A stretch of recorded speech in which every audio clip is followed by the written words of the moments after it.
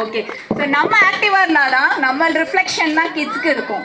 So நம்மளோட reflection base பண்ணி தான் கிட்ஸை வளர்க்க போகிறோம். ஸோ ப்ரொடெக்ட் எவ்ரி சைல்டுங்கிறது 2 கான்செப்டில் நான் பார்க்குறேன். ஒன்று, நமக்கு எல்லாருக்கும் தெரியும் ரீசெண்டாக lot of child abuse, child misuse, child trafficking நிறைய போயிட்டுருக்கு.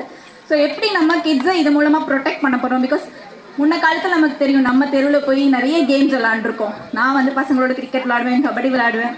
இப்போ என் குழந்தைய கீழே இருக்க அப்பார்ட்மெண்ட்க்கு அனுப்புறதுக்கே பயமாக இருக்குது.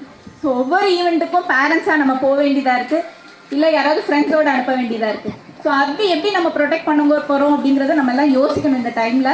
ஸோ இந்த தீம் ரொம்ப ரிலவெண்ட் இப்போ இருக்க சுச்சுவேஷனில். So thank you for coming up with this theme and being a doctor.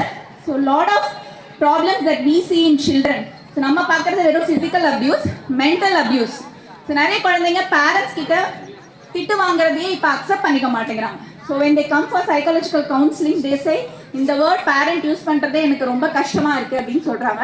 So ஹார்ஷான words நமக்கு அது நார்மல் வேர்டாக இருக்கும், பட் கிட்ஸ் மனசில் பதியும். ஸோ ஆஸ் அ பேரண்ட் இங்கே இருக்கவங்க எல்லாரும் mental abuse and physical abuse ரெண்டையுமே எகெயின்ஸ்டாக நம்ம ப்ரொடெக்ட் பண்ணணும் கிட்ஸ்க்கு அப்படின்னு சொல்லிட்டு thank you for giving this opportunity Saravana sir. Thank you so much.